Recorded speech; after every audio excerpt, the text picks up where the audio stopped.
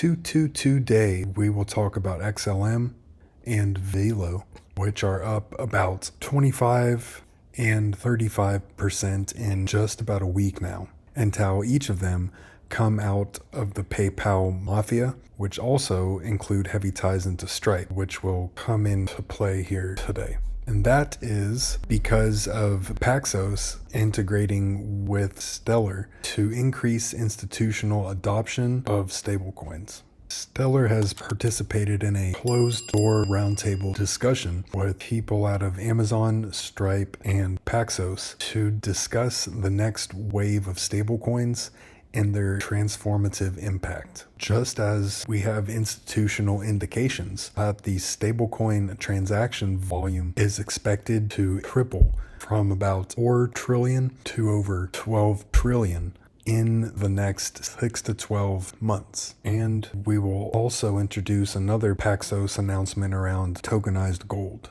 I also have put together some information around Stellar and Paxos tying into a yield-bearing stablecoin backed by US Treasury bills, which also sounds a lot like what Velo has announced recently. And on top of that, we will check out how all of this once again ties into Project mBridge, which has recently been turned over to the banks. Welcome to NASDAQ Trade Talks. I'm your host, Jill Malandrino, Global Markets Reporter at NASDAQ. We're coming to you live from the Singapore Fintech Festival, and joining me for this segment, we have Ronak Daya. He's head of product at Paxos. We're here to discuss the next wave of stablecoin adoption. Ronak, it's great to have you with us. Welcome to Trade Talks. Great to be here. All right, some big Paxos news to share. Tell us what's going on. What's recent? We just announced a new stablecoin called USDG and a network called Global Dollar Network that is designed to foster adoption and growth with enterprises.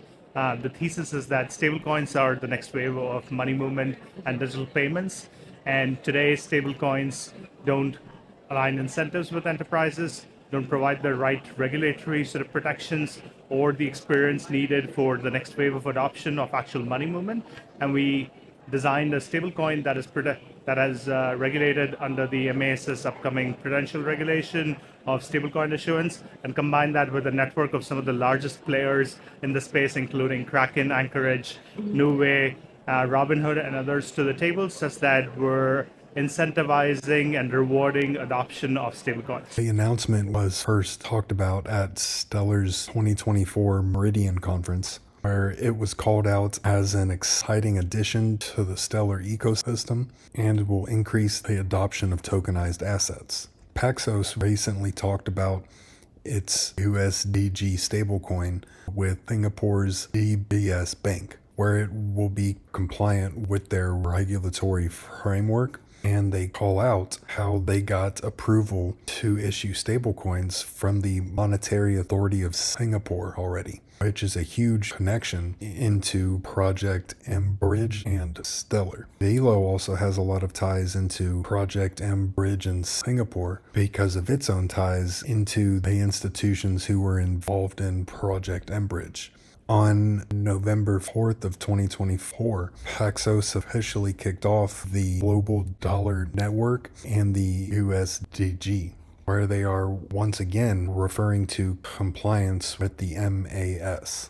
And here is where we get into the connections into Stripe as well as PayPal and USDC, which all come back into Stellar and XLM because of its history and ties into PayPal and into Stripe. Paxos also has a new stablecoin payments platform that is concentrating on enabling payments platforms and companies who accept stablecoin payments with instant conversion in between USD, USDC, PYUSD, and I think this might have meant to say USDG, and that Stripe is its first customer.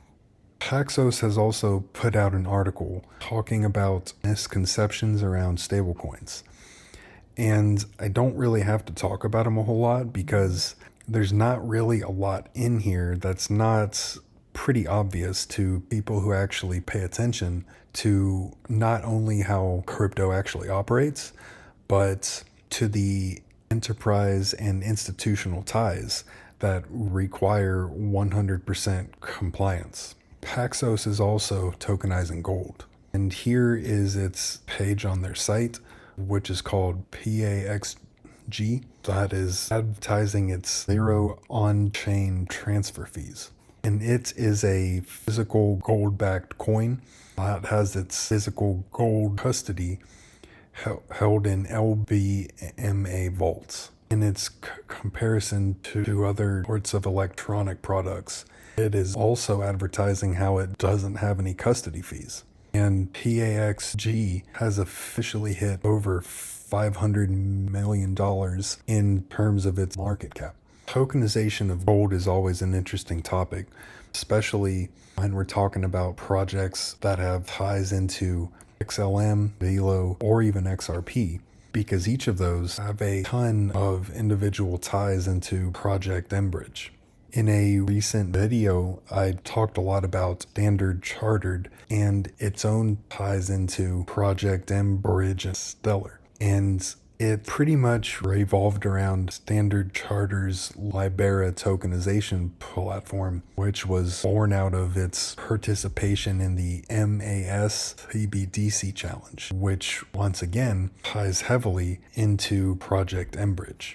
Project EHKD, which we were talking about in the Project Genesis documentation, where it is talking about CBDCs, tokenized deposits, and instant settlement between tokenized assets, with programmable prepayments with smart contracts, which exist on Stellar because of Soroban, and how it ultimately creates an easier path for payments, including offline payments, which Stellar L2s, such as Velo and SHX, have been concentrating on.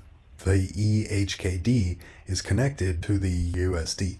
EHKD. So for the time being, at least, the Hong Kong dollar is intended to be preserved, and as many of you would know, the Hong Kong dollar is pegged to the US dollar. So that's relevant. And I am beginning to be of the opinion that the more USD stablecoins and collateralized tokenized assets there are, it can help the preservation of the USD in the age of BRICS. On the HKMA's site, it specifically calls out Project mBridge, and we have pointed out how there are ties into Project mBridge as well as the EHKD because of Stellar's ties into Standard Chartered. But why are Standard Chartered so important here? They have formed a consortium with their ventures and tokenization platform called Terrible Assets to submit a solution to issue CBDC denominated bonds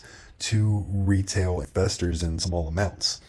And that ties into Libera, which is a tokenization platform of theirs, which was created out of Standard Charter's participation in the Monetary Authority of Singapore's CBDC challenge that was concentrating on the potential of a retail CBDC, which also ties into my speculation on how Stellar is much more positioned for a retail CBDC compared to Ripple, even though they would each have a critical role in reflecting the value within the institutional infrastructure overall. And MasterCard is important because along with Standard Chartered and Libera, they were all involved in that tokenized deposits pilot involving tokenized carbon credits, which then connects into Project Genesis, which is specifically calling out Stellar. Here is a November 2023 article on how Standard Chartered launched Libera, which will aid creation of the first tokenized Singapore dollar government bond fund, which we heard is connected to the USD. In an October 2024 article, it is explaining how a wholesale CBDC is used to settle ABN AMRO digital commercial paper on DLT, which is essentially a bond, which also has ties into Deutsche Börse, which I have talked about having connections into Stellar and the tokenization of Russian gold, which I will be expanding on soon. And here it specifically calls out Stellar.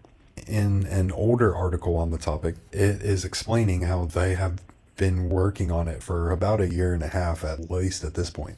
In my upcoming video after this one,